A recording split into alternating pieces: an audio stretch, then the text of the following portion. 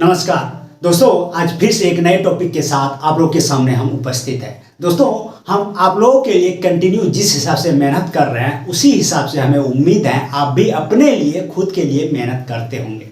दोस्तों, हम हमेशा आपको ये बताते आ रहे हैं कि कैसे आप अपना एक अच्छा स्कोर बना सकते हैं, कैसे आपको एक अच्छा स्कोर तक पहुंचना है।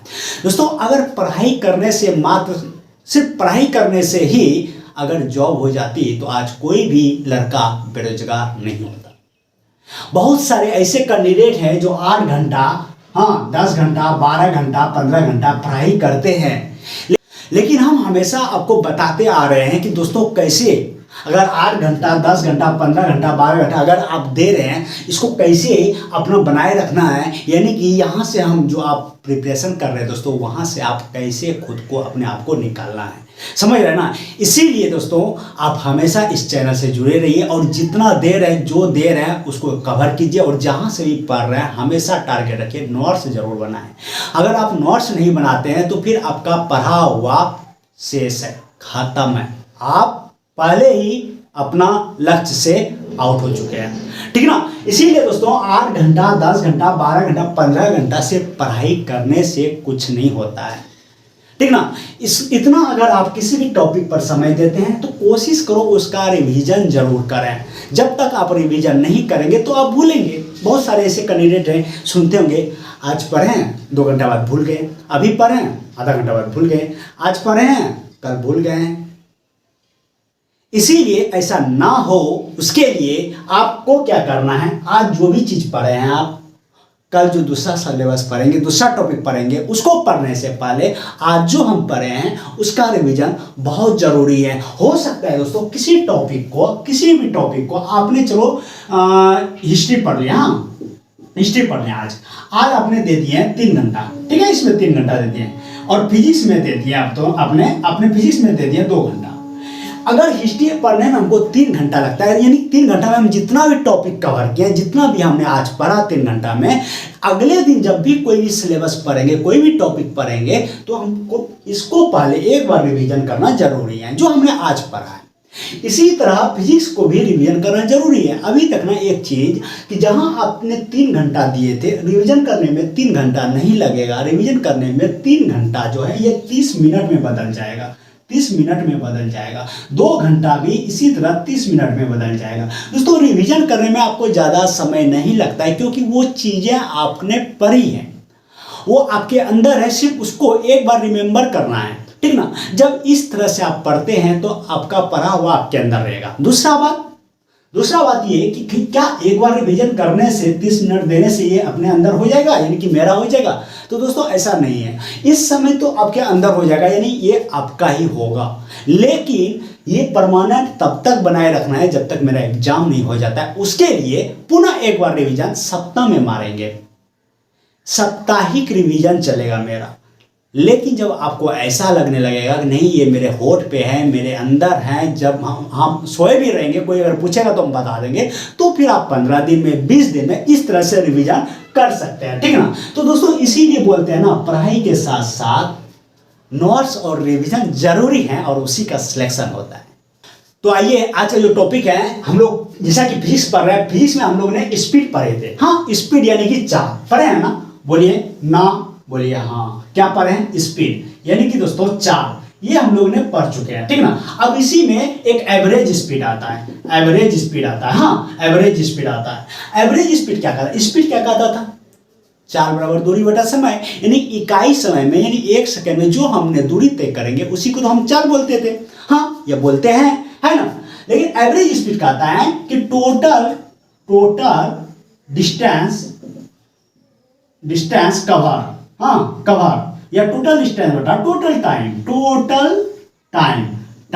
ठीक ना। इसमें कई सारे न्यूमेरिकल आपके एग्जाम में आते हैं, पूछे जाते हैं। जो लड़का ज़्यादातर छोड़ के आते हैं वही तो अपना घर में हमेशा बैठे रहते हैं, ठीक ना। तो एवरेज स्पीड कहता है टोटल डिस्टेंस बटा टोटल टाइम, बस यहीं पे इसका काम खत्म। अब इसमें कंडीशन लगा देगा आपको। कंडीशन क्या देगा सवाल का? कहेगा क्या? जब वस्तु भिन्न भिन्न चालों से समान दूरी तय करती है। पहला कंडीशन, जब वस्तु भिन्न भिन्न चालों से, यानी कि चलो हम यहां पर खड़े हैं, ठीक ना, चलो आप यहां पे देखो, यहाँ पे देखो एक ऑब्जेक्ट है यहाँ पे, हाँ ए है, ठीक है, और इसको डी सी तक पहुंचना है, सी तक पहुंचना है, ठीक है। तो ये क्या करेगा, हम इसको क्या कह रहे हैं, जब वस्तु भिन्न भिन्न चालों से समान दूरी तय करती है, समान दूरी यानी इक्वल डिस्टेंस, इक्वल डिस्टेंस यानी कि दोस्तों d1 जो है d2 के बराबर होना चाहिए, यानी कि पहला जो भाग का दूरी है वो d1 है, दूसरा जो भाग का दूरी है वो d2 है। कहता है सॉरी ये भी d1 है, ये भी d है, ये भी d है, सॉरी, हाँ मैंने इसको आपको दिखा दिया इस तरह से, यानी कि पहले भाग को एक तरह से d1, दूसरे भाग को d2, लेकिन है इक्वल, अपने आप में इक्वल है, जो कि d के बराबर है। यानी कि दोस्तों हम बोल सकते हैं कि ये भी 5 किलोमीटर है, ये भी 5 किलोमीटर है, और ये भी 5 किलोमीटर है, 5 किलोमीटर है। बात को समझना, कह रहा है जब वस्तु भिन्न भिन्न चालों से समान दूरी तय करती है, यानी इक्वल डिस्टेंस, यानी कि उसका चाल जो है अलग है। पहले भाग का चाल है u1 किलोमीटर पर आवर या मीटर पर सेकेंड, और दूसरे भाग का जो चाल है वो u2 है। अब बताओ एक चीज हम पूछते हैं, अगर कोई कैंडिडेट 5 किलोमीटर या 5 मीटर, 5 किलोमीटर या 5 मीटर, ठीक ना, पहला कोई कैंडिडेट पहले 5 मीटर को अगर वो u1 चाल से, यानी कि समझ रहे ना, u1 की जगह हम रख देते हैं 2 मीटर प्रति सेकंड, ठीक ना, अगर वो 2 मीटर प्रति सेकंड की चाल से 5 मीटर को तय करेगा, तो यहां पर समय जो लगेगा, अगर हम इसका तुलना इधर से करते हैं 3 मीटर पर आवर, 3 मीटर पर सेकंड, ठीक ना, पहला एक ही कैंडिडेट 5 मीटर को 2 मीटर प्रति सेकंड के हिसाब से तय कर रहा है, और वही कैंडिडेट 5 मीटर को 3 मीटर पर सेकंड के आवर पर 3 मीटर पर सेकंड से तय कर रहा है। तो यहां पर समय कम लगेगा, क्योंकि उसका चाल ज्यादा है, उसका चाल ज्यादा, इसलिए यहां समय कम लगेगा। यहां पर चाल कम है, इसलिए समय ज्यादा लगेगा। अभी देखो, आप अपने घर से जब ऑफिस जाते हैं, स्कूल जाते हैं, बोलेंगे धीरे चलो, धीरे चलेंगे तो आपका समय बढ़ जाएगा, यानी कि पहुंचने में ज्यादा समय लगेगा।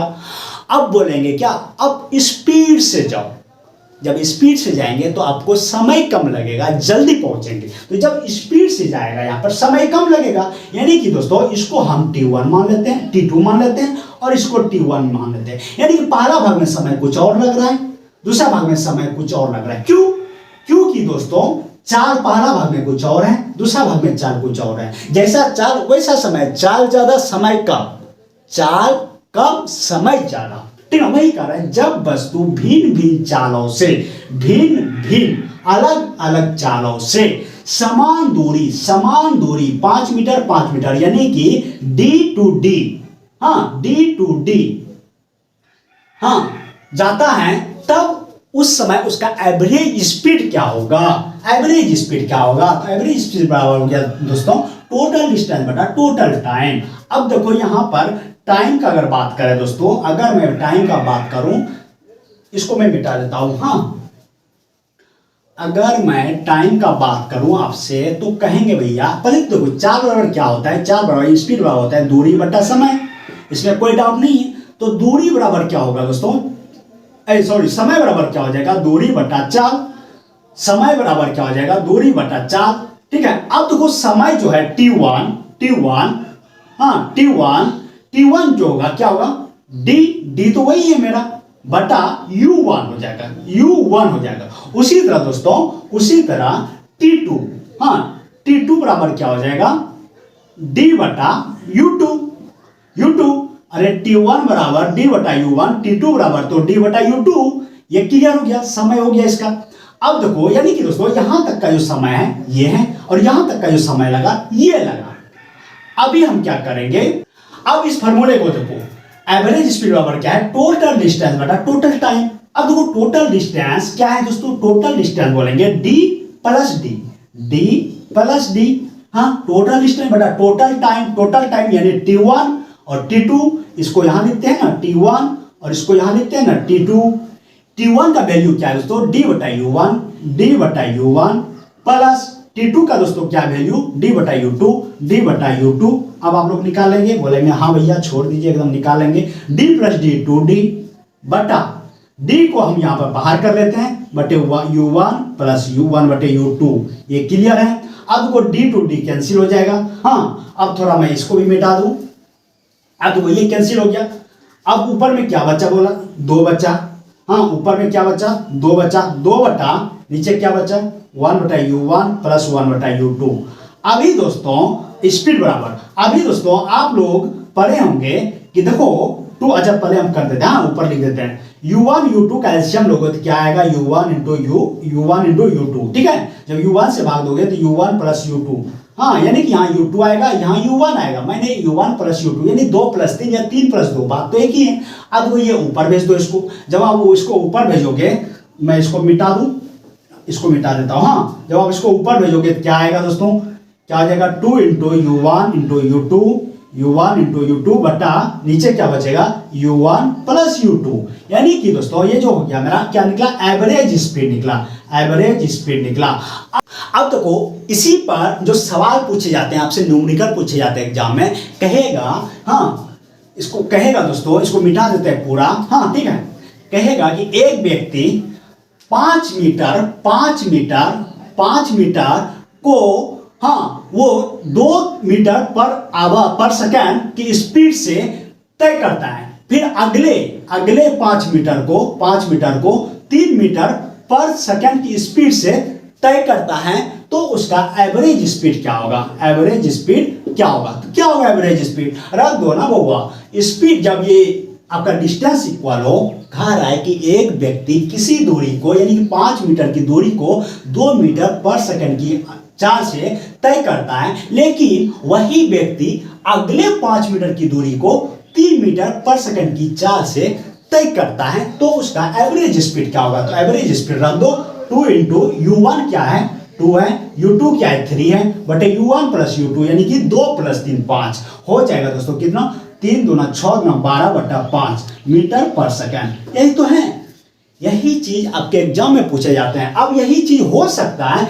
इसको दो देखो, अभी यहां पर हम क्या बताए थे आपको, यहां पर क्या बताए थे कि ए है और बी है, हाँ या ए और बी है, यानी कि दोस्तों ए यहां से यहां तक पहुंचना था, पहला भाग 5 मीटर था, दूसरा भाग भी 5 मीटर था। अब इसी को आगे भी बढ़ा सकता है, ये भी 5 मीटर है, यानी कि जितना आगे बढ़ेगा, अभी तो को 2 पार्ट्स था इसीलिए 2 रखा था, 3 पार्ट्स में जाएंगे तो यहाँ 3 रखा जाएगा। देखो कैसे होगा, हाँ इसको मिटाते हैं, हाँ 3 पार्ट्स में अगर हम जाते हैं तो एवरेज स्पीड बराबर हो जाएगा दोस्तों 3 पार्ट्स में। देखो अभी हमने 2 पार्ट्स यानी कि 2 4 को लिए थे, अगर 3 4 जुट जाएगा यानी कि फिर कहेगा अगले 5 मीटर की दूरी को 4 मीटर पर सेकंड की स्पीड से तय करता है, यानी कि 3 को जुट गया। 3 को जुटने के लिए अभी 2 को था इसलिए यहाँ को 3 को जुटने के लिए क्या हो जाएगा u1 into u2 into u3 बटा, अब देखो एक चीज यहाँ पे गौर करना दोस्तों, u1 प्लस u2 यानी कि इसका जब हमने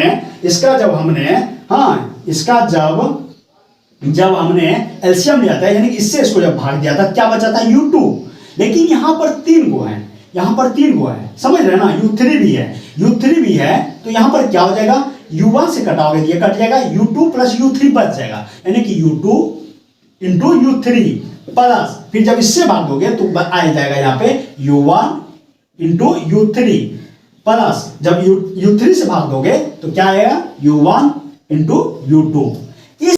इस तरह से दोस्तों जितना भी वो आगे जोड़ते जाएगा स्पीड, हाँ ध्यान रखना खाली डिस्टेंस इक्वल हो,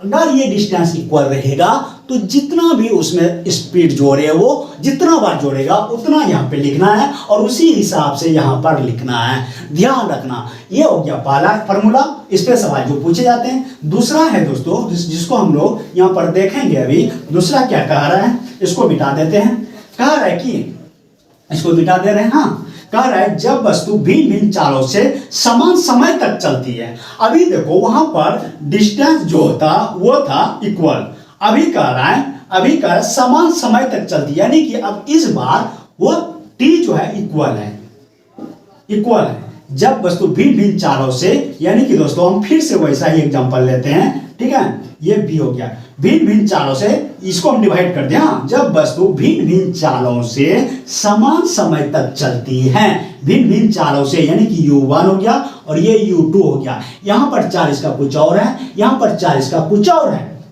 समझ रहे हैं ना। अभी देखो यहाँ पर दूरी से कोई मतलब नहीं है। दूरी अगर देखो कह रहा है कि समान समय तक, यानी कि यहाँ से यहाँ तक पहुंचने में इसको t सेकंड लगा और फिर यहाँ से यहाँ तक पहुंचने में भी t सेकंड ही लग रहा है। ये नहीं कह रहा है कि यहाँ से जब यहाँ गया u1 मीटर पर सेकंड के स्पीड से तो 5 मीटर की दूरी t सेकंड में तय किया, फिर u2 से स्पीड से जब चला फिर 5 मीटर की दूरी t सेकंड में तय किया, ऐसा ये नहीं कह रहा है। हम कहते हैं भैया अगर हम स्पीड कम कर लेंगे अपना 1 मीटर पर सेकंड की स्पीड से अगर हम चलेंगे तो जाहिर है जितना दूर तक जा सकते हैं 1 सेकंड में, लेकिन हम अगर 2 मीटर पर सेकंड कर दें तो उससे ज़्यादा जाएंगे, यानी दूरी मेरा ज़्यादा कवर होगा। लेकिन समय जो कह रहा है वो फिक्स कर दिया है, समय को बांध दिया है कि समय आपका बढ़ना नहीं चाहिए। जितना समय में आप यहाँ पर चले हैं उतने समय में आपको यहाँ भी चलना है। हाँ, जितना समय में, यानी कि अगर मैंने 5 सेकंड समय लिया यहाँ पर चलने में, 3 मीटर पर सेकंड की स्पीड से चला, उसी तरह यहाँ पर 5 सेकंड में 4 मीटर पर सेकंड की स्पीड से चला, तो कितना दूरी कवर होगा? ये कुछ और होगा और ये कुछ और होगा। निकालोगे जब 4 बराबर दूरी बटा समय, 4 बराबर दूरी बटा समय यानी डिस्टेंस अपॉन टाइम, तो डिस्टेंस बराबर क्या हो जाएगा s इंटू टी। तो s देखो क्या है, s मेरा 5 है, t मेरा क्या है 3 है, तो कितना आया 15। उसी तरह देखो यहाँ पर s क्या है मेरा 4 है, t क्या है मेरा 5 है, 20। हम यही कहना चाह रहे हैं इसका दूरी जो है इक्वल नहीं है, दूरी अलग अलग है। जितना समय में इतना मीटर पर सेकंड की स्पीड से चलेंगे t सेकंड तक, अब जितना दूर तक जा सकते भाई जाइए, लेकिन समय फिक्स है आपका, उससे ज्यादा नहीं, ठीक है ना। आइए आप समझते हैं इसको। यानी कि दोस्तों समय जो है वो इक्वल है। समय जब इक्वल है तो हम क्या करेंगे, 4 बराबर क्या होता है दूरी बटा समय। अब देखो यहाँ पर दोस्तों ये हो गया d1, इतना सा हिस्सा हो गया d1, हाँ d1, और इतना सा हिस्सा हो गया d2, हाँ d2। अब देखो d बराबर क्या हो जाएगा s इंटू टी, तो हम पूछेंगे d1 बराबर क्या होगा, s क्या है स्पीड है, स्पीड क्या है मेरा u है, u1 हो जाएगा इंटू t तो मेरा इक्वल है यानी t। उसी तरह d2 बराबर क्या हो जाएगा u2 इंटू t तो मेरा इक्वल है ना, t मेरा इक्वल है। अब देखो स्पीड बराबर हमने क्या करा, टोटल डिस्टेंस बटा टोटल टाइम, ठीक है। अब देखो हमने क्या करेंगे यहाँ पर कि टोटल डिस्टेंस जो है मेरा वो क्या है, डिस्टेंस तो हमने निकाल दिया है अभी, ठीक है, d1 प्लस d2। तो d1 कितना है, लिख दे डायरेक्ट, d1 प्लस d2 हम लिख ही देते हैं, d1 प्लस d2 बटा टाइम कितना है दोस्तों, टाइम तो यहाँ पे t है, यहाँ से यहाँ तक t है, फिर यहाँ से यहाँ तक t है, यानी t प्लस t, ठीक है। अब देखो d1 का वैल्यू क्या है, u1 into T plus d2 का वैल्यू u2 इंटू टी बटा टी प्लस 2t हो गया। अब देखो यहां से हम t को बाहर कर लेते हैं, u1 प्लस u2 बटा 2t कैंसिल। अब वो क्या हुआ u1 प्लस u2 बटा 2, ये जो हुआ क्या निकला मेरा एवरेज स्पीड। अभी देखो कंडीशन देखो अलग है, यही तो एग्जाम में आपसे पूछे जाते हैं। अब देखो दोस्तों यहाँ पर जो आपसे सवाल पूछा जाता है उसी में लड़का फंस जाते हैं कि क्या एक वस्तु या एक कार या एक आदमी बोलेगा भिन्न भिन्न चालों से, यानी कि 5 किलोमीटर प्रति घंटे की स्पीड से पहले भाग की दूरी को 5 सेकंड में तय करती है, फिर कहेगा कि 4 किलोमीटर प्रति घंटे की स्पीड से अगले 6 किलोमीटर की दूरी को उतना ही समय में तय करती है। जितना पहले भाग को तय करने में लगा समय, दूसरे भाग को भी उतना समय में ही तय करती है। तो बताओ एवरेज स्पीड क्या है। तो दोस्तों जब इस तरह आपके सवाल में आए इक्वल समय रहे, बस ध्यान रखना सवाल को पढ़ते ही आपका माइंड क्लिक होना चाहिए। इक्वल समय हो तो ये फार्मूला लगाना, ये फार्मूला, ठीक है। जब इक्वल समय हो दोस्तों, एवरेज स्पीड बराबर हो गया u1 प्लस u2 बटा t2।